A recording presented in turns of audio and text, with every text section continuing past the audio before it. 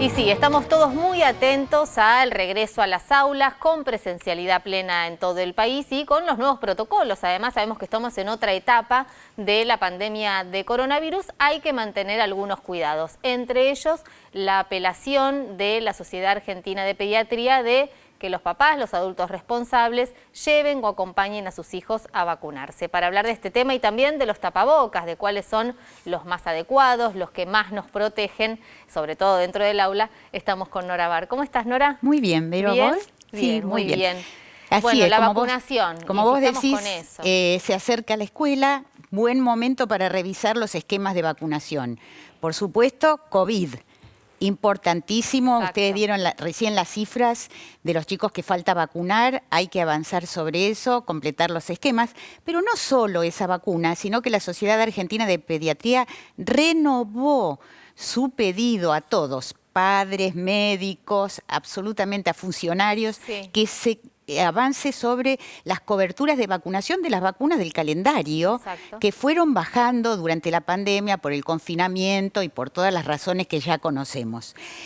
Solo para comentar algunos datos de Sí. lo importante que es vacunar a los chicos con las vacunas usuales, en la Argentina, gracias a la vacunación, no se registran casos de sarampión desde 2000. Claro. No se registran casos de rubeola congénita desde 2009. De poliomielitis desde 1984. Claro. De difteria desde 2006.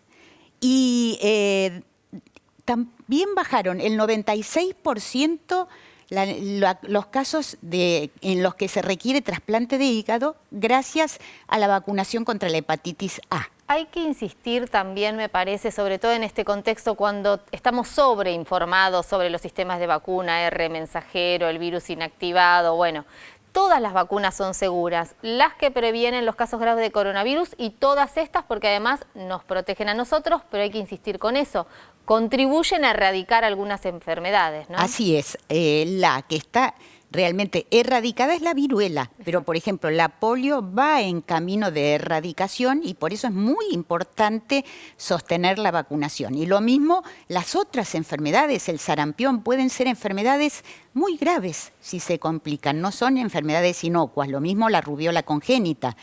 Que puede tener como complicación problemas neurológicos en el recién nacido. O sea que es importante revisar los esquemas, volver a, digamos, a los niveles de vacunación que había y por eso la Sociedad Argentina de Pediatría está insistiendo tanto en este tema, que no se pierdan los niveles de vacunación. Insistir con esto también porque hay tantos mensajes confusos que aparecen muchas veces en las redes sociales o que te llegan vía WhatsApp, digo confusos o que generan cierta incertidumbre, bueno, no, lo que hay que en todo caso es seguir los consejos, en este caso de la Sociedad Argentina de Pediatría. Así es, hay un sistema de control y monitoreo muy exhaustivo, así que hay que ir sin ningún temor y lo importante es recordar que se puede dar junto con la vacuna contra COVID, no hay problema. No hay ningún problema. Hablamos de tapabocas también, porque en los últimos días se habló mucho del uso de tapabocas, el uso de barbijo, sobre todo dentro del aula, sabemos que va a haber 30 chicos dentro de un espacio que, aunque haya ventilación cruzada y se pueda concretar cierto distanciamiento, bueno, es un espacio cerrado. Así es. Hay dos medidas que son las más costo efectivas para prevenir COVID.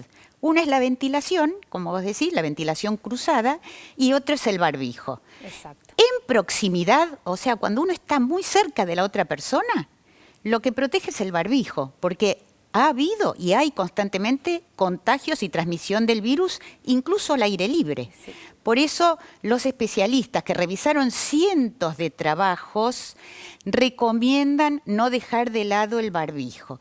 Y con respecto a la discusión de si los chicos deberían o no usarlo en la escuela, que es una controversia que se da y se está dando. Sí, sí perjudica en el procedimiento, en el aprendizaje, ¿no? También había ahí un tema. Así es. Los especialistas en salud mental infantil advierten que sí, hubo muchas consultas sobre retraso en la adquisición del habla, pero solo en los chicos que entraron a la pandemia con menos de un año, con un año, en el momento en que tenían que desarrollarla. Una vez que los chicos ya adquirieron el lenguaje, no hace mucha diferencia que tengan o no tengan barbijo. Así que hay que usar el tapaboca también dentro del aula. Así, y hay distintos modelos. Bueno, esa es la otra consulta, ¿no? ¿Cuáles son los más efectivos? Hay quienes dicen que tiene que ser aquel que presiona la nariz, de la nariz y obviamente hasta debajo del mentón.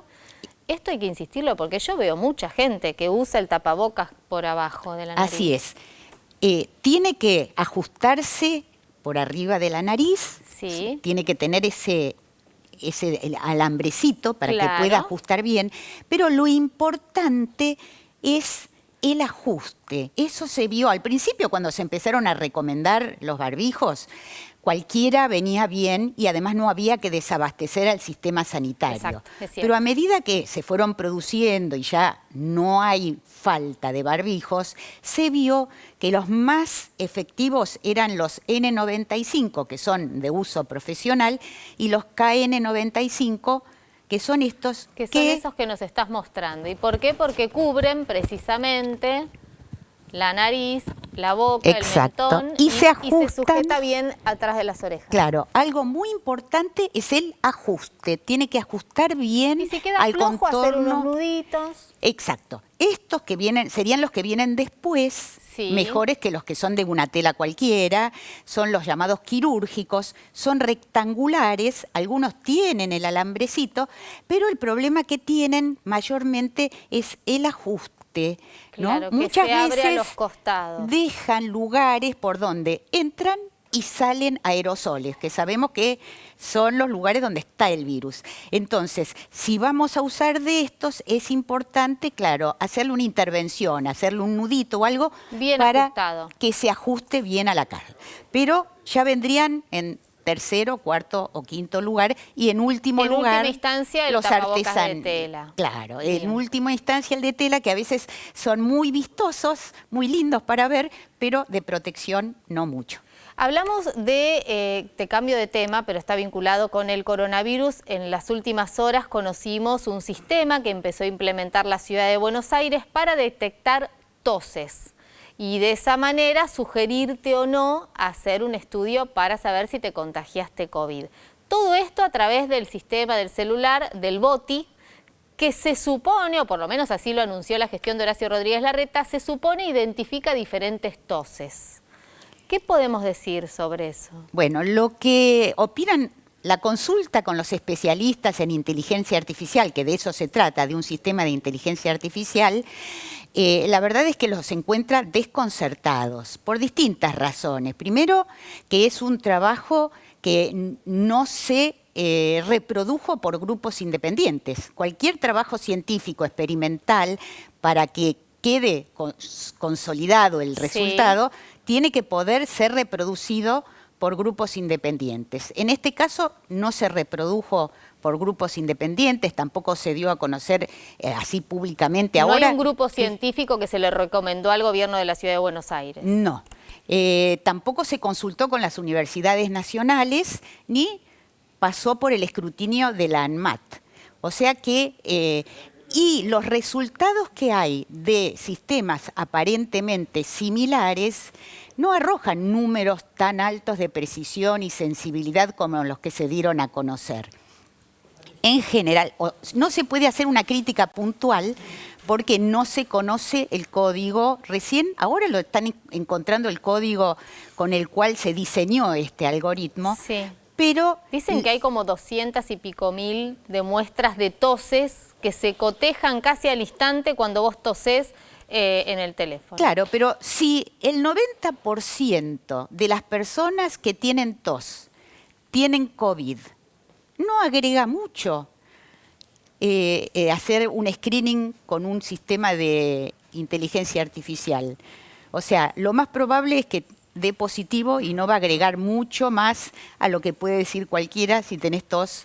Lo que sabemos, si tenés síntomas, contacto estrecho, sos caso positivo de coronavirus. Lo importante es que se sigan los pasos del método científico, que esto se presente al escrutinio de otros especialistas, porque sabemos que los que somos legos no podemos juzgar un algoritmo, y es muy importante saber que todo lo que se hace en inteligencia artificial debe poder ser reproducido y ser analizado por los especialistas en el tema, porque los algoritmos los hacen personas.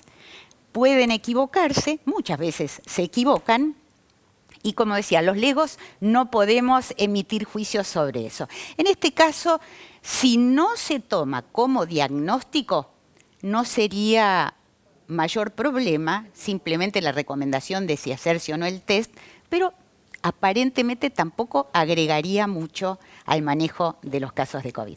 Gracias, Nora. A vos. Seguimos con más información con Ale.